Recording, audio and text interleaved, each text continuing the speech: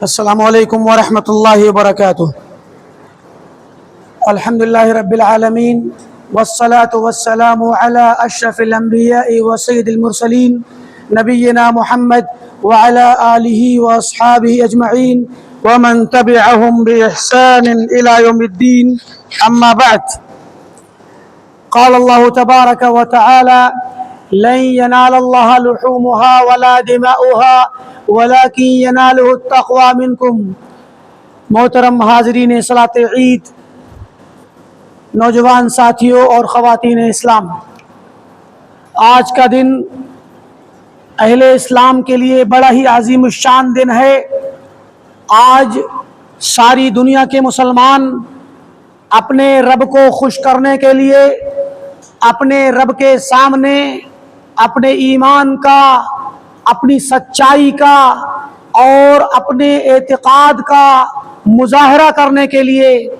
اور اس بات کا مظاہرہ کرنے کے لیے کہ وہ اللہ کے حقیقی بندے ہیں، اللہ جو انہیں حکم دیتا ہے وہ کرتے ہیں،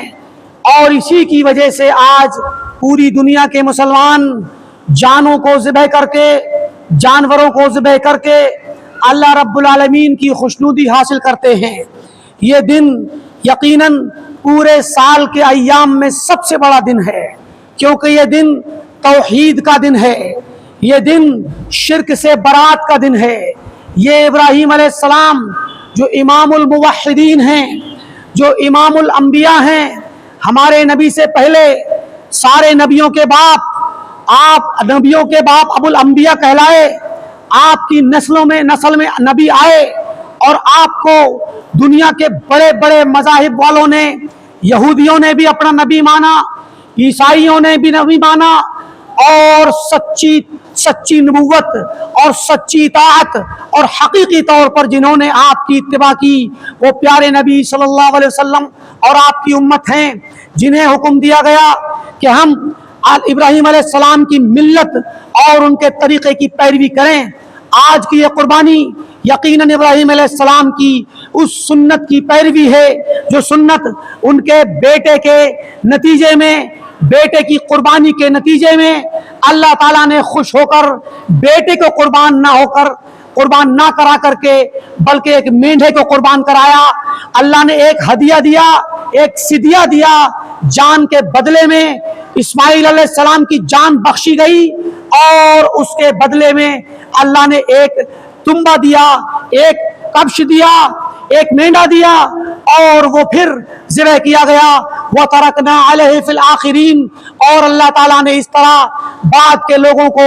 قیامت تک ابراہیم علیہ السلام کی سنت کا پابند بنا دیا،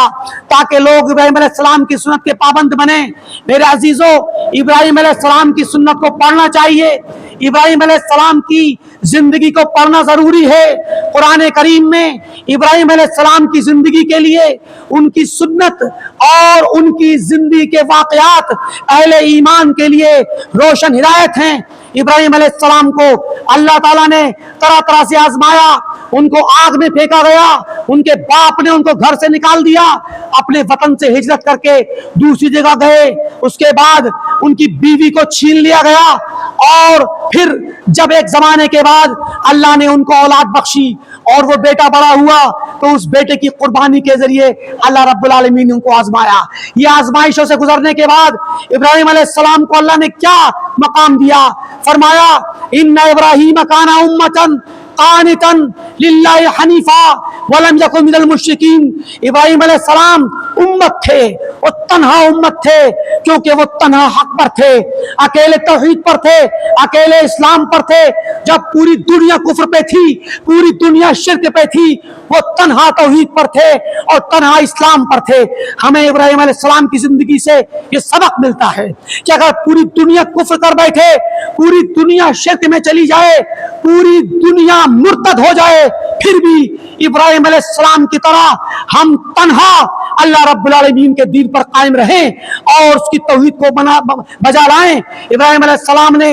توحید پر چلتے ہوئے، اس دین پر چلتے ہوئے اللہ کے لیے عبادت کی، خشوع خضوع کو اختیار کیا، قانتاً مطیعاً للہ، خاشعا للہ ولم یکن حنیفا، اور حنیف تھے۔ حنیف کا مطلب ہے جو اللہ اس کے رسول کی پیروی کرے، صراط مستقیم پر چلے، توحید پر چلے، شرک سے بچتا ہوا توحید کے راستے پر چلے، سنت پر چلے، بدعت سے بچے، وہ حنیف ہے۔ اور ولم یکن من المشرکین، ابراہیم علیہ السلام مشرکین میں سے نہیں تھے۔ تو یہ ابراہیم علیہ السلام کی خصوصیات ہیں، ان خصوصیات کو ہر مسلمان کو اپنانا چاہیے۔ انہی کے نتیجے میں اللہ رب العالمین نے ابراہیم علیہ السلام سے محبت کی، ان کو اپنا خلیل بنایا۔ واتخذ اللہ ابراہیم خلیلا، ان کو خلیل بنایا۔ یہ درجہ کیوں ملا؟ کیونکہ انہوں نے اللہ تعالیٰ کی اطاعت کر کے، توحید پہ چل کے، شرک کا مقابلہ کر کے اور کفر کا مقابلہ کر کے کفر سے برات کا اعلان کیا۔ اور یہی وجہ ہے کہ اللہ تعالیٰ نے خوش ہو کر کے فرمایا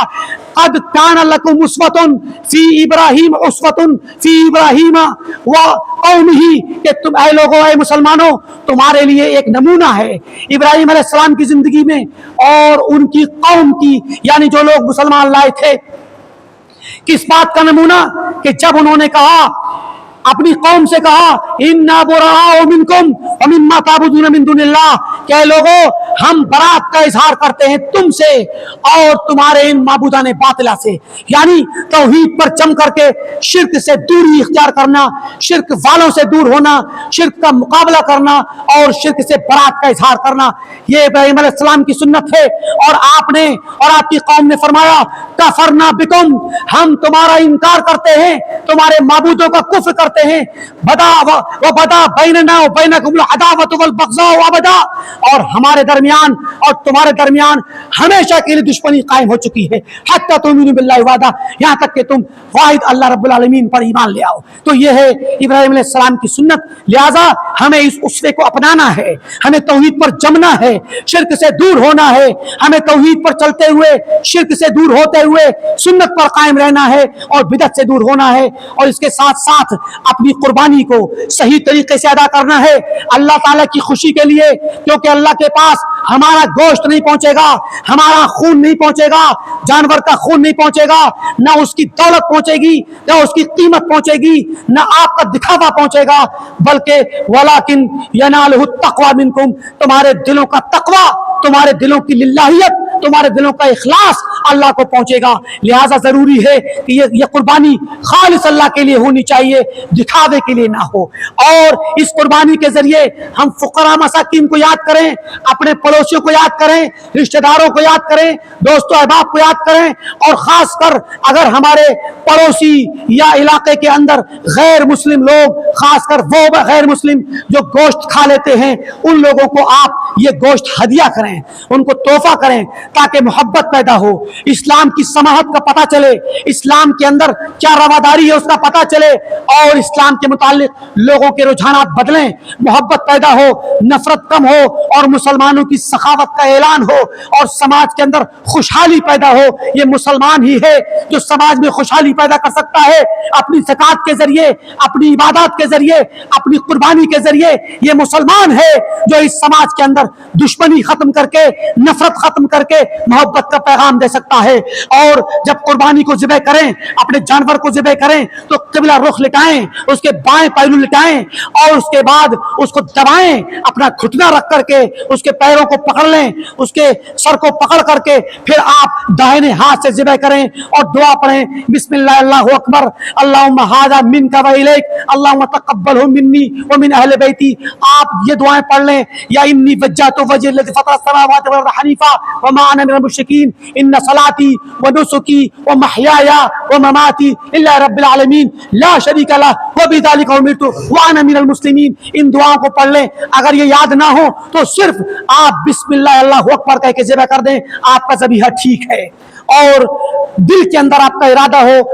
کہ یہ قربانی آپ کی ہے، آپ کی قربانی آپ کی طرف سے، آپ کے تمام گھر والوں کی طرف سے ہوگی، اور سب کی طرف سے کافی ہوگی، سب اجر میں شریک ہوں گے۔ لہٰذا اللہ رب العالمین سے دعا ہے کہ اللہ تعالیٰ ہمیں سنت کے مطابق اپنی عبادتیں انجام دینے کی توفیق دے، اللہ تعالیٰ ہماری عبادات کو قبول فرمائے، اور ہم جب تک اس دنیا میں رہیں توحید پر رہیں، جب ہمارا خاتمہ ہو تو توحید اور لا الہ الا اللہ پر ہو اور سنت پر ہو۔ وآخر دعوانا الحمدللہ رب العالمین، والسلام علیکم ورحمۃ اللہ وبرکاتہ۔